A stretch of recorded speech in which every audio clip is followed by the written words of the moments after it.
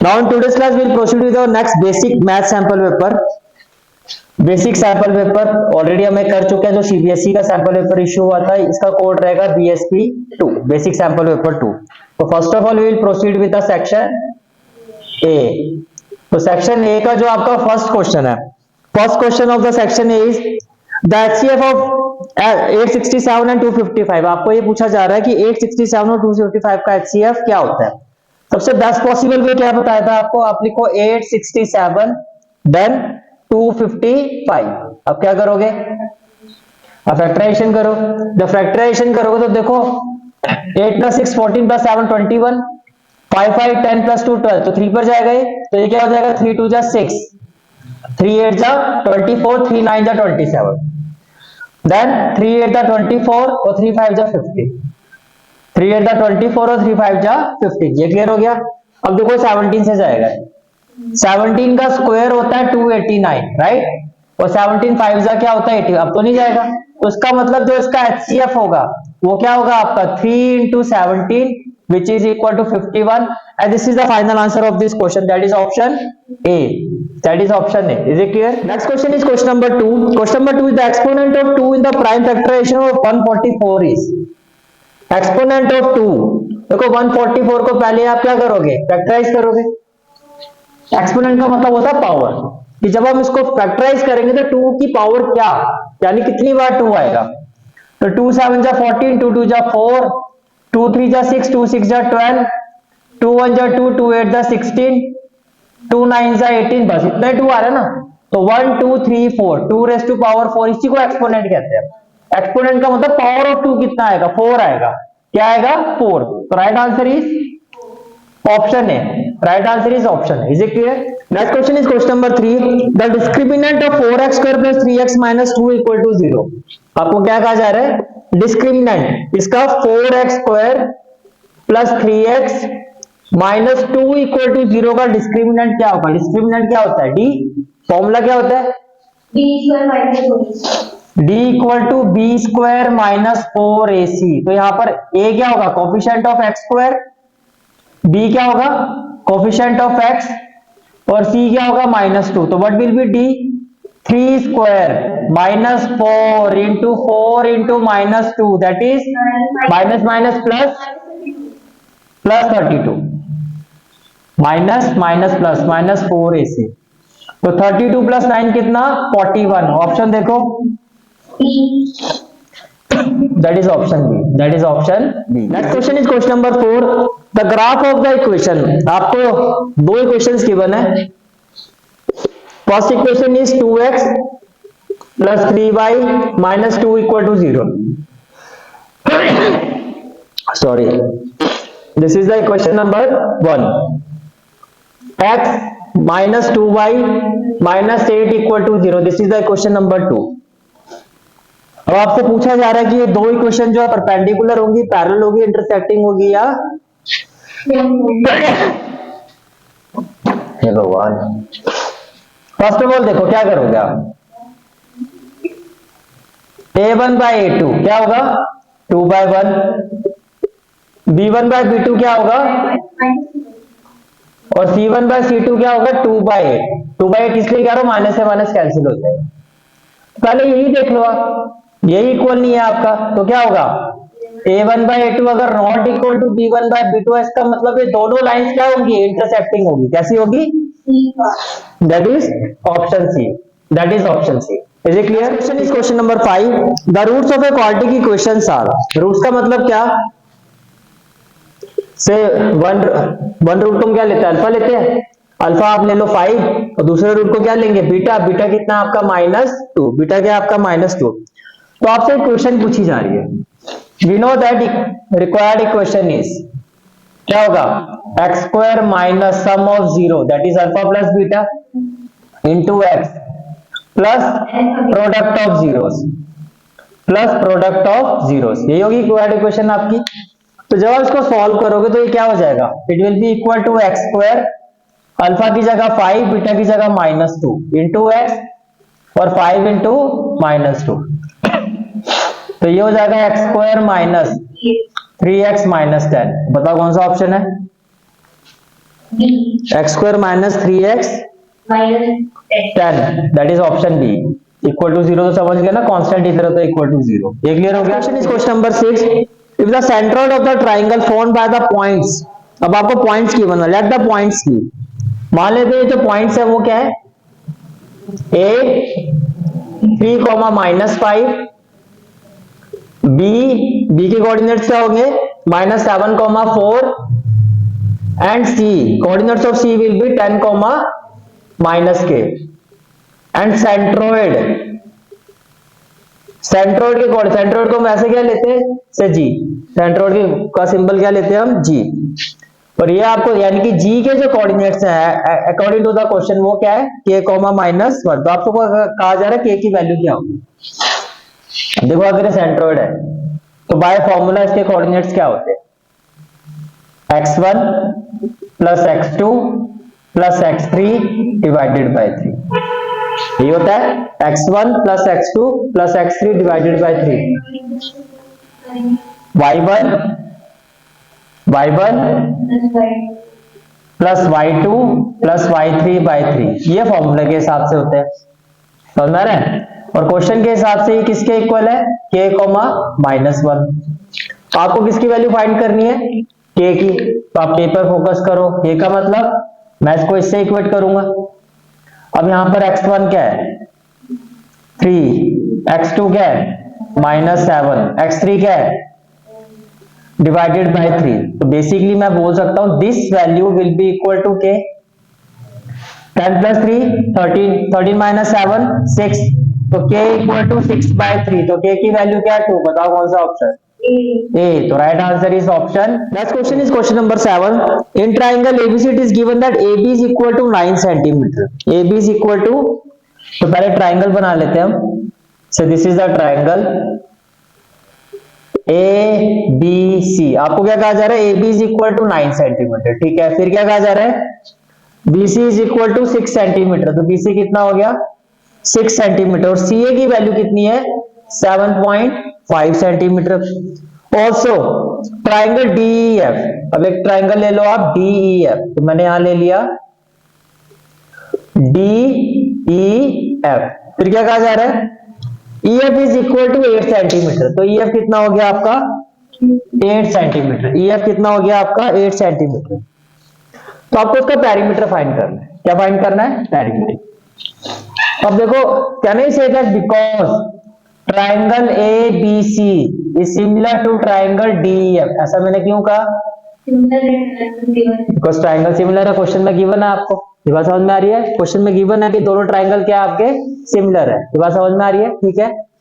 अब देखो तो कॉरस्पॉन्डिंग साइड्स का रेशियो इक्वल, तो क्या होगा AB upon DE equal to क्या होगा AC अपॉन DF।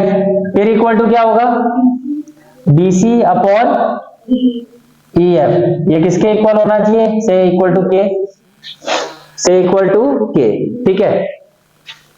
या इसको ऐसे भी छोड़ दो तो भी हो जाएगा। अब सिंपली ऐसे ले लो, AB कितना है आपका 9, क्या मेरे पास DE है, नहीं है।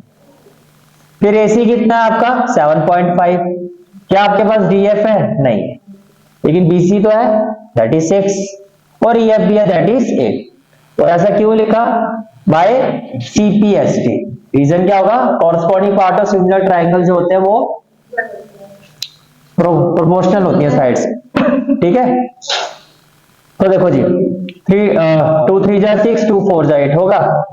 अगर मैं इस पोर्शन को इससे इक्वेट करता हूं, मैंने क्या कहा 9/DE इक्वल टू 3/4, तो क्या हो जाएगा 3 1 जा 3, 3 3 जा 9, तो D इंटू 1 D, तो DE की वैल्यू क्या 12।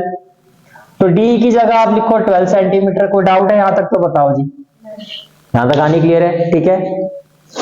उसके बाद इसी तरह से आप कह सकते हो नाउ 7.5 अपॉन DF, ये भी किसके इक्वल 3/4, ये भी किसके इक्वल। डेसिमल रिमूव करते हो, अगर डेसिमल रिमूव या पहले मल्टीप्लाई कर दो, तो ये हो जाएगा 3 into DF equal to 4 into 7.5। अब डेसिमल रिमूव करके 10, तो DF इक्वल टू क्या हो जाएगा 4 इंटू 75, ये मल्टीप्लाई यहां जाके क्या हो जाएगा डिवाइड, यहाँ जाके क्या हो जाएगा डिवाइड। ये कहानी क्लियर है? ठीक है, तो 5 2 जा 10, 5 1 जा 5, 5 5 जा 25, 2 2 जा 4, 3 5 जा 15, तो कितना आ गया 10 सेंटीमीटर। तो ये हो गया आपका 10 सेंटीमीटर। कहानी क्लियर है? ठीक है, अब क्वेश्चन में देखो आपको क्या फाइंड करना है। क्वेश्चन में आपको फाइंड करना है perimeter. Now perimeter of triangle DEF किसके equal? DE plus EF plus DF। तो DE कितना 12, EF कितना 8 और DF कितना 10। ये हो गया आपका 30 centimetre. And this is the final answer of this question. Option क्या है?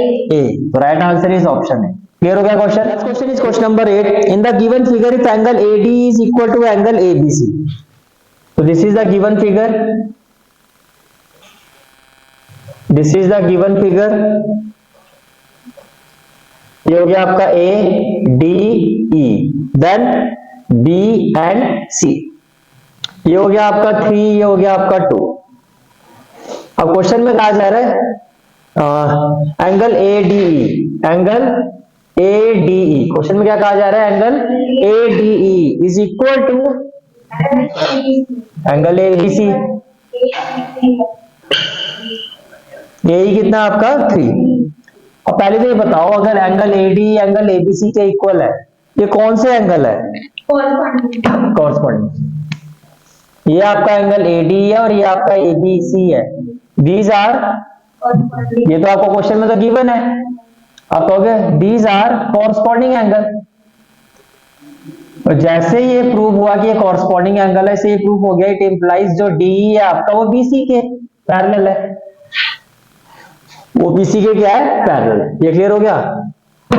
Now in triangle ADE and triangle ABC, ठीक है, देखो ये इसके क्या है, ये तो ये से 1 हो गया, ये 2 हो गया, एंगल 1 इक्वल टू एंगल 2, ये क्या है आपका गिवन है, गिवन है ना। ADE में भी क्या है? एंगल A, और AB में भी क्या है? Angle A। ये क्या आपका कॉमन एंगल है। अब इसको आप इसका यूज, ये मैं इसलिए बता रहा हूं कि इसकी जरूरत ही नहीं पड़ेगी आपको, आप डायरेक्टली इसको ऐसे भी कर सकते हो। इनफैक्ट आपको इसकी कोई नीड पड़ेगी नहीं। समझ आ गया? आप डायरेक्टली इसको ऐसे अप्रोच करो तो क्या होगा? Which implies triangle ADE similar to triangle ABC by angle angle similarity. दो ट्राइंगल सिमिलर तो कॉरस्पॉन्डिंग साइड्स के जो रेशियो होंगे प्रोपोर्शनल होंगे। तो क्या होगा? Which implies AD by DB, AD by DB is equal to AE by EC, CPST। अब AD कितना आपका 2, DB कितना आपका 3, AE कितना आपका 3 और EC आपको फाइंड करना है। तो ये हो जाएगा twice of EC equal to 9। तो EC इक्वल टू क्या? 9/2 दैट इज 4.5, ऑप्शन ए। तो क्लियर हो गया? तो इसकी कोई जरूरत ही नहीं, आपको डायरेक्टली आप इस तरह से इसको अप्रोच कर सकते हो। क्लियर हो गया? Question number 9 in the adjoining figure. पहले फिगर पर आते हैं। This is the figure. ये कुछ इस तरह से आपको एक सर्कल गिवन है and this is the centre of a circle. जो सर्कल, ये आपका क्या हो गया? Radius that is OC। फिर यहां से O से एक लाइन सेगमेंट आपको गिवन है दैट इज OB। और यहां आपको can I say that this is the tangent, can I say that this is the tangent, और एक टेंजेंट आपको यहां भी गिवन है which is BD, which is BD। ये आपको गिवन है 9 सेंटीमीटर और ये आपको गिवन है 15 सेंटीमीटर। कितनी गिवन है? 15 सेंटीमीटर। अब आपको क्या फाइंड करना है? BC plus BD। आपको फाइंड करना है BC प्लस BD। मेरा पहला क्वेश्चन ये है, कैन आई से दैट कि ये जो एंगल 1 है, angle 1 here, angle 1 is equal to 90 degree, yes और no? Why? Because radius is perpendicular to tan। कोई नहीं दीदी, कुछ तो बोला। यहां तक क्लियर हो गया? ठीक है। अब ये आपका 90 डिग्री है, ये क्या है आपका 90 डिग्री, ये क्लियर हो गया? ठीक है। अब यहां पर कौन सी थ्योरम एग्जिस्ट करेगी? पाइथागोरस। तो क्या लिखोगे? In right triangle OCB, in right triangle OCB, ये कहानी क्लियर है? ठीक है। तो क्या होगा जी? OB square equal to OC square plus, क्या हो गया? OB square equal to OC square plus BC square plus BC square. तो OB कितना आपका 15, सीधा लिखो 15 स्क्वायर 225, OC कितना आपका 9 स्क्वायर 81 प्लस कितना हो गया BC स्क्वायर। तो BC स्क्वायर कितना 225, तो ये कितना हो गया 4, 12 माइनस 8 4, 144, 144 किसका स्क्वायर? 12 का स्क्वायर। तो BC आपका आ गया 12 सेंटीमीटर। जैसे ही आपके पास BC आ गया तो BD भी आ गया, because tangent drawn from an exterior point to a circle are equal. तो यहां पर क्या हो गया? Here BC is equal to BD, तो BD भी कितना आ गया? That is BD is equal to 12 centimetre. अब हमें क्या फाइंड करना है? BC plus BD। Now BC plus BD कितना? 12 plus 12 equal to 24 centimeter, and this is the final answer of this question, that is option A. Is it clear? Question number 10. If cos theta plus sec theta is equal to 5/2. Question number 10. आपको क्या कहा जा रहा है? If cos theta plus sec theta is equal to 5/2, तो आपको कहा जा रहा है cos square theta plus sec square theta की वैल्यू क्या हो? cos square theta plus sec square theta की वैल्यू क्या हो? ये बात समझ में आ रही है? ठीक है। अब आप मुझे ये बताओ, can I say that cos square theta plus sec square theta is equal to cos theta plus sec theta whole square minus 2 cos theta sec theta. पहले बताओ, ये और ये इक्वल है A square plus B square, तो यही हो गया। प्लस 2AB जो आएगा माइनस 2AB से कैंसिल हो जाएगा। यहां तक बात क्लियर है? ठीक है। ऐसा क्यों लिखा आपने? Because A square plus B square is equal to what? A plus B whole square minus 2AB। तो ये वही इसी फॉर्म में तो है। ये आपको फाइंड करना है, which implies cos square theta plus sec square theta. cos theta plus sec theta कितना? 5/2, 5/2 का स्क्वायर करोगे तो 25/4 माइनस 2 cos थीटा, ये कैंसिल कर दूं क्योंकि सेक 1/cos होता है, तो ये कितना हो गया? -2। अब ये सॉल्व कर लेते हैं, तो एलसीएम कितना? 4, तो 25 माइनस 4 2 जा 8, 25 माइनस 8 कितना? 17/4, that is option C. Clear हो गया? Next question is the angle of elevation of a tower from a distance 100 meter from its foot is 60 degree. देखो angle of elevation of a tower, ऐसा angle of elevation of a tower from Radhe Radhe, even angle of elevation of a tower, this is the tower, this is the tower, इसकी height कितनी है? 100 metre height है, from its foot is a 60 degree. The angle of elevation of a tower from a distance of 100 metre, from a distance of 100 metre. नहीं भाई, देखो question है आपका, ये आपका टावर है, ये आपका टावर है, इसके फुट से 100 मीटर के डिस्टेंस से, इसके फुट से 100 मीटर के डिस्टेंस से जब आप इसका एंगल ऑफ एलिवेशन देखते हो तो कितने डिग्री पे देखते हो? 60 डिग्री पर। कितने पर? तो हाइट आपको फाइंड करनी है, हाइट को क्या ले लेते हैं? h ले लेते हैं, let the height be h metre. ये हो गया 90 डिग्री, इसको ले लो a, b और c। अब बताओ जी, 10 60 tan 60 degree equal to A B by B C. tan 60 की वैल्यू ए बी हो गया h, बी सी हो गया 100, तो h इज इक्वल टू, बताओ कौन सा option? Option C. Right answer is option C. Is it clear? ठीक है। Question number 12, sec theta plus cos theta, sec theta plus cos theta, then sec theta minus cos theta, sec theta minus cos theta, ये किसके equal होगा? देखो जी, मैं इसको लिख सकता हूं sec square theta minus cos square theta. sec square theta को मैं क्या लिख सकता हूं? 1 plus tan square theta. 1 minus cos square theta को मैं क्या लिख सकता हूं? sin square theta. बताओ क्या ये ऑप्शन में है? C plus sin square theta, that is option C, and this is the final answer of this question. Is it clear? Next question is question number 13, the area of A sector of a circle with radius 6 centimetre. क्या कहा जा रहा है आपको? Radius कितना है? 6 centimetre, और theta कितना है? 60 डिग्री। क्या फाइंड करना है? Area of sector. Area of sector बताओ जी क्या होता है? Theta upon 360 pi r square, ये वैल्यू होती है। क्लियर है तक? ठीक है। तो जब इसको अप्लाई करोगे थीटा क्या होगा आपका? 60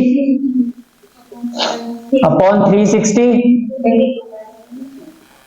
6 इंटू 6, तो 6 6 जा 36, और 0 से 0 में से 0 कैंसिल हो गया। 6 6 जा 36, 10 आ गया, 0 से 0 कट गया, कट गया। ठीक है।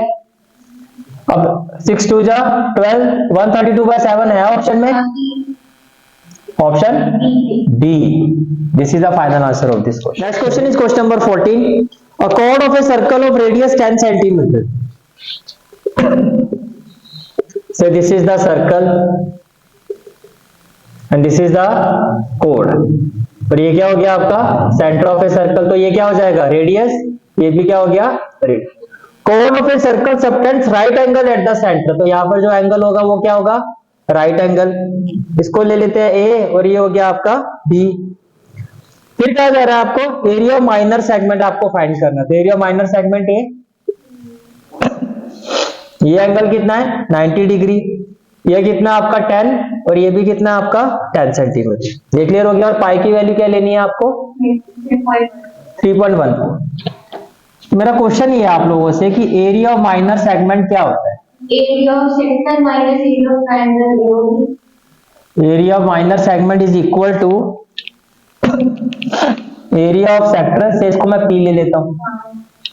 Area of sector O A P B, यही होगा, minus area of triangle O A, ये पॉइंट क्यों नहीं समझ में आ रहा है? नहीं तो ओ ए पी बी, ये पूरा सेक्टर है। ठीक है। अब ये किसके इक्वल होगा? Theta by 360 pi r square. ये होगा half into base into height, because height आपको गिवन है, या राइट ट्राइंगल। अब मैं वैल्यू पुट करता हूं। थीटा 90, थीटा कितना आपका? 90 by 360 pi 3.14, r square 10 into 10 कितना? 100 माइनस हाफ 10 इंटू 10, ये भी हो गया। 100 कैंसिल हो गया। ऐसे कैंसिल नहीं होगा दीदी, सीधा। अरे 3.14 चेक करने दो ना मुझे। अब ये कितना आ गया आपका? ये आपका 100 आ गया। 0 से 0 कैंसिल, 9 1 जा 9, 9 4 जा 36, 9 4 जा 36। अब 100 से 100 ये कैंसिल हो गया। ठीक है, ये 100 से 100 क्या हो गया? कैंसिल। अब 314 को नहीं होगा। लास्ट की 2 डिजिट अगर 4 से डिविजिबल नहीं है तो कभी भी कोई भी 3 डिजिट 4 डिजिट 5 डिजिट कभी 4 से डिविजिबल नहीं होगा। 2 से करो। 2 2 जा 4, 2 1 जा 2, 1 1 2 5 जा 10, और 2 7 जा 40। और ये क्या हो गया? 2 5 जा 10। तो ये हो गया 157/2। आंसर इसका डेसिमल में है या फिर फ्रैक्शन में है? तो ये हो गया 2, 157, 52 जा 100।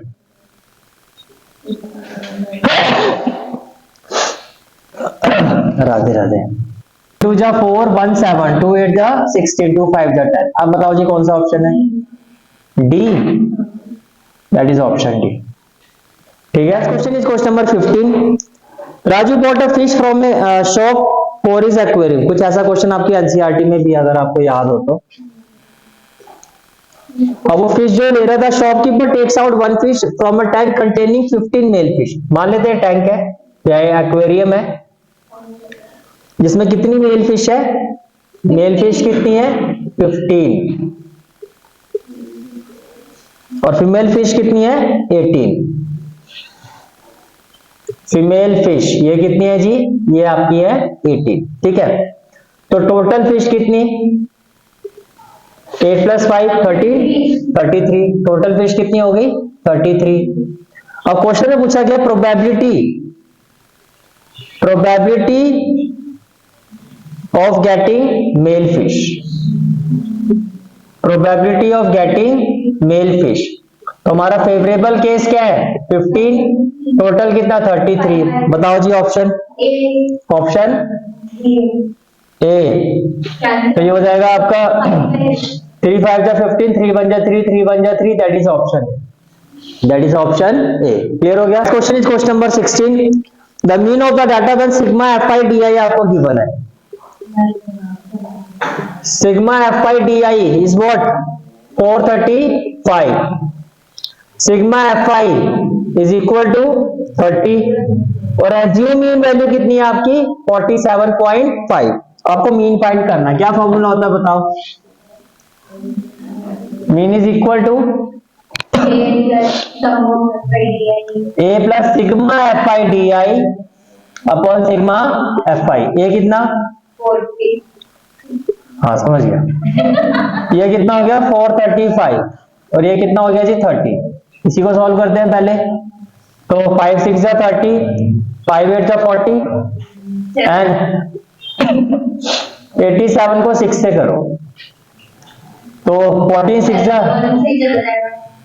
हाँ जी 14 6 जा 84 दीजिए सीधा हिसाब। 4 में से 4 गया 3 0, 6 5 जा 30। ठीक है। तो ये आ गया आपका 47.5 plus 14.5। 5 + 5 10 decimal, 8 + 4 12, 62। Option B. Question number 17। A solid is hemispherical at the bottom and conical above it। देखो जी बॉटम में क्या है? हेमिस्फेयर। तो से ये हो गया आपका हेमिस्फेयर और टॉप में क्या है? कॉनिकल। ये हो गया जी कोन। If the surface area of the two parts are equal। अब जब दो चीजें जुड़ जाती हैं तो सरफेस एरिया का मतलब curve surface area of cone और curve surface area of hem. तो अकॉर्डिंग टू द क्वेश्चन क्या कहा जा रहा है? Curve surface area of hemisphere is equal to curve surface area of cone is equal to curve surface area of cone. क्या तीसरा समझ में आ रही है? ठीक है। तो जब इसको सॉल्व करोगे curve surface area of hemisphere क्या है बताओ? 2πr²। रेडियस तो दोनों का सेम ही होगा। और curve surface area of cone क्या होता है जी? πrl। तो पाई से पाई कैंसिल, आर से एक आर कैंसिल। अब आपको किसका रेशियो फाइंड करना है? Ratio of the radius and the slant height. तो रेडियस तो ये, इसको l × 1 लिख सकता हूं मैं, l नीचे आ जाएगा तो इक्वल टू में 1 और 2 यहां आ जाएगा। तो r और l का रेशियो क्या? 1:2। तो ऑप्शन क्या? That is option C. पानी क्लियर? ठीक है। r और l का निकालना था ना, l इधर आ गया, 2 इधर आ गया, तो 1/2 r/l का। Question is question number 18। Consider the following distribution. Upper limit of median पूछी जा रही है। देखो सबसे पहले तो आप क्लास इंटरवल लिखो। क्लास इंटरवल क्या है आपके? 0 to 5, फिर 6 to 11, 6 to 11। तो क्या इसको कंटिन्यूस करने की जरूरत है? मीडियन में कुछ ऐसा होता है? तो अगर मैं इसको करता हूं ऐसा, या नहीं है जरूरत? मीडियन के फॉर्मूले में एच लगता है ना, तो जहां एच लगता है वहां कंटिन्यूटी की जरूरत होती है। तो यहां पर क्या करोगे? 0.5, 4.5 ये 4.5, इसमें 0.5 ऐड कर दोगे तो ये हो जाएगा 0.5, और ये क्या हो जाएगा 5। जिस फॉर्मूले में एच आता है वहां पे कंटिन्यूटी होनी चाहिए क्लास इंटरवल। ये क्या हो जाएगा जी? 5.5 टू 11.5, फिर 11.5 to 17.5, then 17.5 to 23.5, then 23.5 to, यहां तक आनी क्लियर है? ठीक है। अब देखो जी, एफ कितना है आपका? एफ, योर एफ इज 13, 10, 15, 8 और 11। अब क्या निकालोगे? C F, first value 13, 13 plus 10, 5 plus 3 8, 2 plus 1 3, 8 और 8 16, 46, 6 और 1 7, 57। कितना हो गया? 57। तो इसका मतलब जो n है आपका वो क्या है? 57। n क्या है? 57। 57 बाय 2 कितना? 2 3 का 6, तभी तभी हुआ। राधे राधे। 2 2 जा 4, 1 7, 2 8 जा 16, 28। अब जिस पर्सन की हाइट 28.5 है वो डायरेक्टली किस गेट में जा सकता है? 38। तो यही आपकी medium class, proper limit. Radhe Radhe. तो ये आपकी क्या हो गई? Medium class. ये आपकी क्या हो गई? Medium class. तो इसकी अपर लिमिट क्या है? 17.5। तो बताओ जी कौन सा ऑप्शन है? Option B. Option B. दीदी ये लोअर, ये अपर, ये कम है ना, कम से ज्यादा। Question is question number 19। Question number 19 is assertion है आपका distance of a point. Point क्या है आपका? 5,12 from y axis is 5 unit. तो पहले मैं यहाँ एक्सिस बना लेता हूँ। ये आपका x एक्सिस है, ये आपका y एक्सिस। मान लेते हैं ये आपका 5 है और ये आपका क्या है? 12। तो ये पॉइंट हो गया 5,12।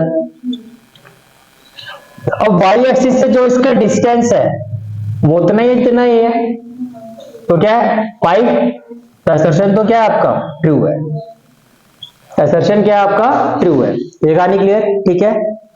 रीजन पे distance of point H K from Y axis is always K, ये गलत है।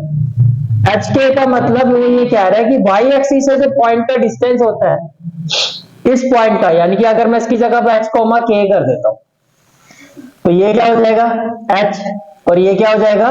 के। अब वाई एक्सिस से जो इसका डिस्टेंस है, वाई एक्सिस से जो इसका डिस्टेंस है वो क्या होगा? वाई एक्सिस से जो इसका डिस्टेंस है पॉइंट का वो क्या होगा? के होगा। तो वो क्या कह रहा है?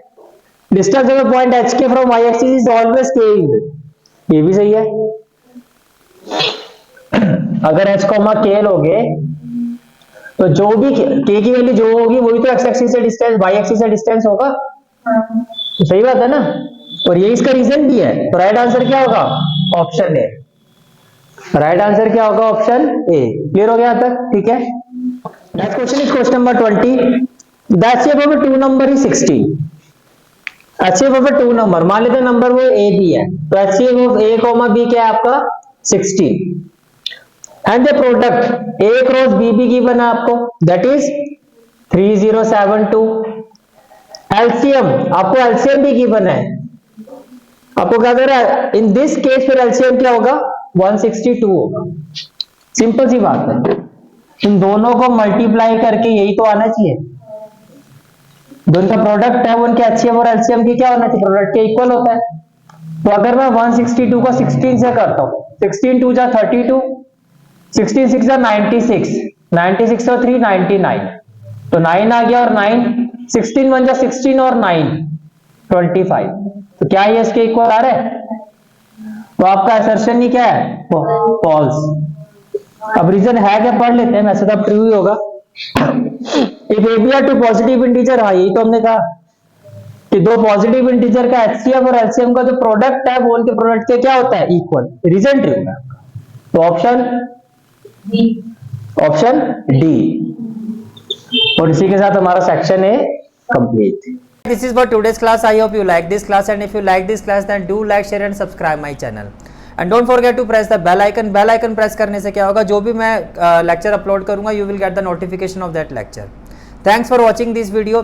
जहाँ तक आपके मैथ्स कोर्स की बात है, कंप्लीट मैथमेटिक्स कोर्स की जो प्लेलिस्ट का लिंक है वो आपको डिस्क्रिप्शन सेक्शन में मिल जाएगा। So bye, take care and have a great day.